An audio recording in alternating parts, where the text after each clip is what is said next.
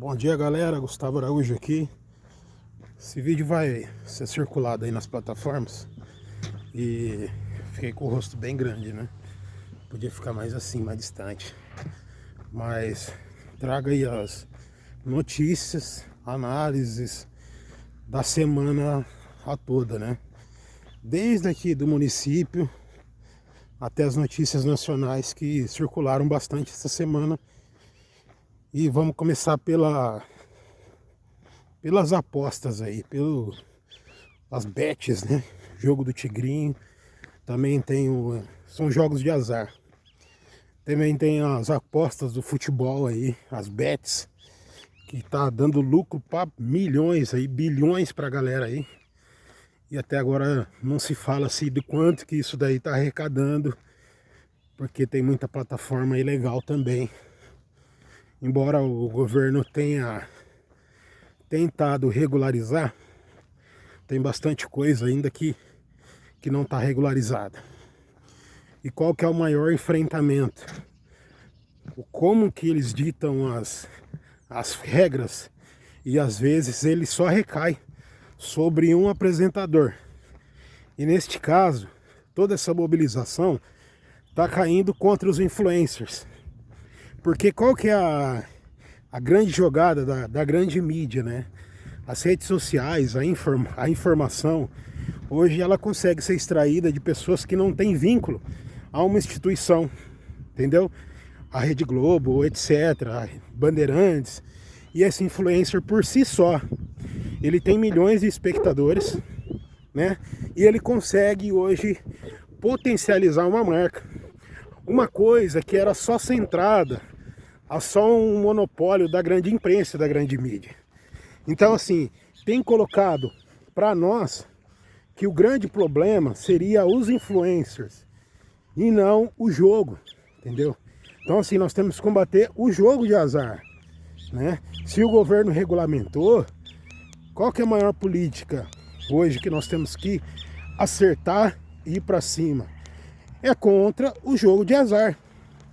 Por quê? Nós temos que ir contra o jogo de azar. Porque a pessoa está se endividando. E as pessoas que são menos abastadas de conhecimento, de pessoas simples, estão se endividando, estão morrendo na mão de agiota, prestando dinheiro para jogar, está descontrolado. Outra análise ser feita, lavagem de dinheiro. O cara tem muita grana que ele não declara para o fisco e ele injeta na casa de apostas, dentre que o mesmo começa a distribuir isso aí em forma de prêmios. Então você vai ganhando a inteligência e a expertise desses caras aí. E não tô falando de gente pequena, não. Tem gente grande no jogo. Gente de bastante renome dentro do Brasil, né? Artistas, pessoas consideradas, esportistas. Tem grande nome nesse conglomerado de casa de apostas, das bets. Tem gente grande por trás. Então, assim, pô, meu, a gente tem que combater o jogo de azar. Porque as pessoas mais pobres e humildes não entram nessa, não. Esse vício maligno aí que traz problemas para ela. Sobre esse ponto. Outro ponto importante. Voltando aqui para o município de Bauru. Tivemos aí uma análise feita, um apontamento, Tribunal de Contas, sobre a compra dos uniformes.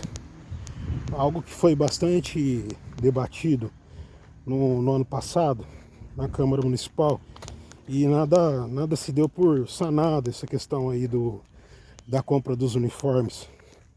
E agora o Tribunal de Contas multou a Prefeitura do município de Bauru e também agora pode-se encaminhar esse apontamento para o Ministério Público. E aí ele vai julgar da sua forma. A gente já sabendo da estrutura de poder que a turma está alinhada com o governo do estado, acredite-se que não vai prosperar, não. Tem que fazer análises um pouco mais assertivas, no sentido de verdade. Isso daí não vai prosperar, não. Tem que ter bastante culhão, como muita gente diz, para que a justiça seja imparcial, mas a gente sabe como é que funciona a estrutura pública. Nós servidores sabemos como a máquina funciona. Então, outro ponto muito importante com essa questão da máquina pública entrelaçada à política, a notícia da reforma administrativa que algumas bases de deputados estão pressionando o governo para que venha pautar a reforma administrativa. E a gente sabe qual que é um dos principais problemas da reforma administrativa, que é inteiramente tirar o poder do servidor público, poder que ele tem na sua atribuição, e às vezes de investigar, e às vezes de até prender quem comete infração. Se a reforma administrativa passar, a gente sabe que esses cargos, que essas pessoas, esses servidores públicos, vão ficar refém da máquina, até porque se ele investigar demais, ele vai ser possível exonerar ele, vai ser possível mandar ele embora.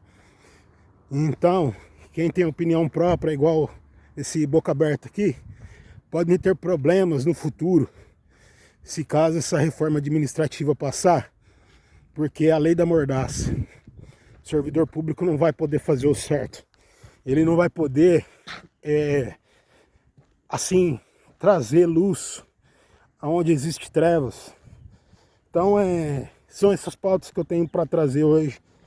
Tem outras inúmeras também sobre a questão lá do MC Pose, sobre toda a movimentação da galera, principalmente pessoal negro, que se pautou sobre essa questão, falando que a seletividade das prisões e a forma que aconteceu tudo aquilo, fazendo análise das pessoas brancas que foram presas também e não teve a mesma atitude, né?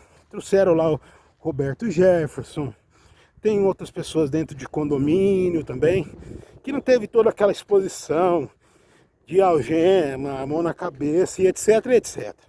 A gente sabe da seletividade que existe dentro dessas instituições que fazem esse tipo de apreensão. Então, nós não somos lenientes, não somos imorais, mas tem um pouco de bom senso, né? Repercutiu muito isso daí. Independente do envolvimento do mesmo, se existe ou não, se existe robustez para a questão da prisão, porque a imprensa não explorou isso e nem trouxe detalhes desta prisão do MC Pose. Então, vamos ser tardio a se irar, tardio a se falar. Vamos esperar a conclusão do caso, mas o momento de prisão aí causou muita indignação no povo preto. E segue assim, galera.